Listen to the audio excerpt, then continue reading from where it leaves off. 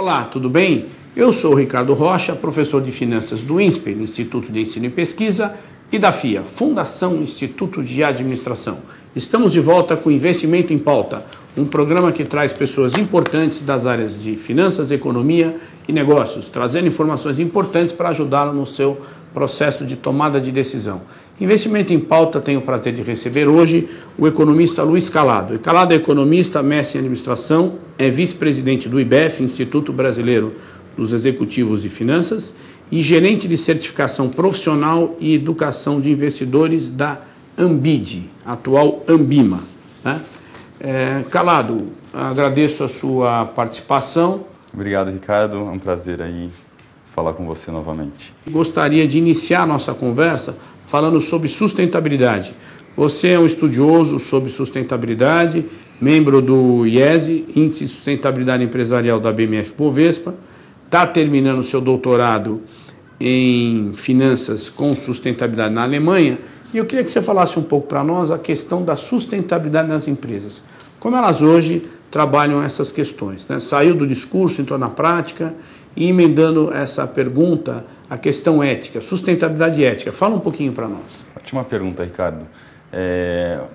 Percebemos nitidamente nos últimos 5 anos uma evolução nesse conceito de sustentabilidade, e uma evolução atrelada à ética.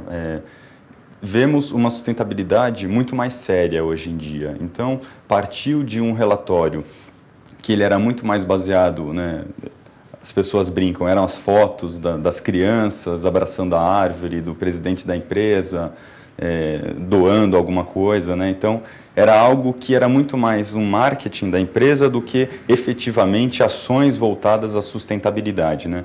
A partir do momento que se percebeu que esses valores de sustentabilidade eram importantes, né? E isso passa por um critério moral e ético, né?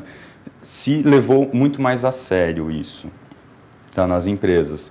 E como isso é feito? Como podemos dar mais seriedade? Com indicadores, com métricas, com metas, né, de redução de gastos de uso da água, com um melhor uso de energia, né, com aproveitamento melhor dos materiais. Então, eu vejo uma grande evolução nos últimos 5 anos, as empresas levando muito mais a sério essa questão, incluindo nos seus relatórios financeiros anuais também a questão da sustentabilidade. Isso tem ficado cada vez mais comum e é uma tendência, e é uma evolução muito positiva.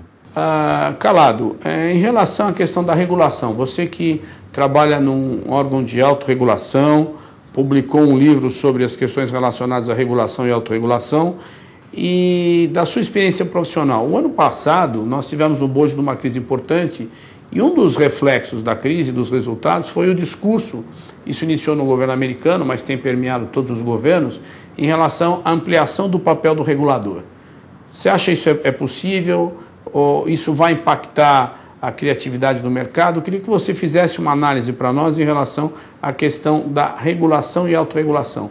De fato, o que isso traz de novidade passado um ano da crise? Na minha visão, e mesmo nos meus estudos sobre esse tema, eu defendo muito o papel ativo da regulação. Eu acho que regulação ela serve para garantir uma maior confiança no mercado, para que os agentes eles tomem suas decisões de uma maneira mais tranquila, mais ponderada e com um conforto maior de que os contratos serão cumpridos, né?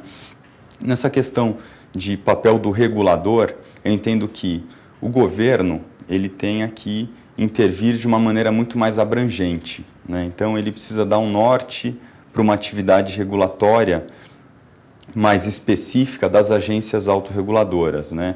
E temos percebido que o caminho é esse. Aqui no Brasil, tem toda essa experiência da Ambid e agora a Ambima, a PMEC também entrando nessa linha, e outras entidades, elas têm se tornado autorreguladoras, né? De forma que essas entidades conhecem profundamente as atividades dos seus associados, né?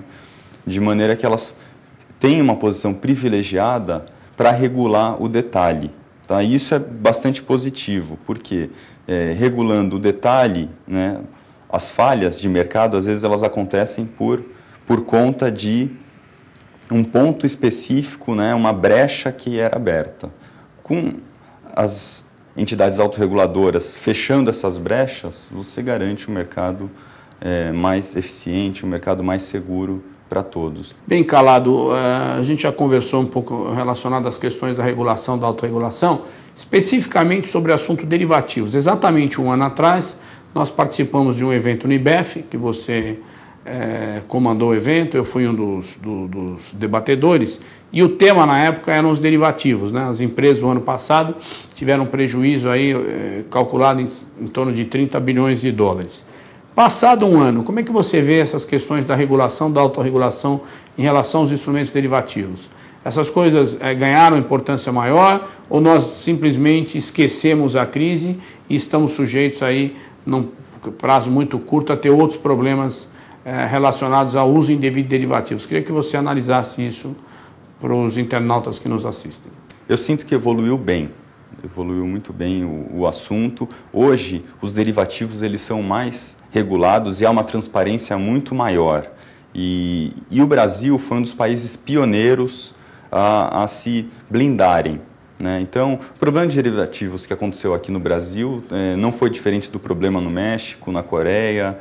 Todos os países emergentes que tiveram essa volatilidade em taxa de câmbio passaram pelo mesmo problema. E comparando o ambiente institucional, o aparato regulatório, percebemos que no Brasil, né, as ações tomadas elas foram mais específicas e blindaram mais o setor, né? Qual foi a ação tomada, né? Foi exigido de todas as empresas, isso o regulador o fez, que elas esclarecessem nos relatórios sua exposição em derivativos, incluindo análise de cenários, né? Com dólar, por exemplo, a 2, o que acontece, com dólar a 1,80, com dólar a 1,50, né? Isso, para um investidor um pouco mais leigo, é muito positivo, né? Porque ele tem uma percepção do nível de risco que a empresa assume. Então, eu vejo que a discussão não foi esquecida, né? Respondendo a tua pergunta, mas blindamos isso de uma tal forma e demos uma transparência tal que não é mais uma preocupação, né? No início era uma preocupação, qual a nossa exposição, quanto que a empresa pode perder, né? Agora isso está muito claro nos relatórios das empresas, isso fica elucidado.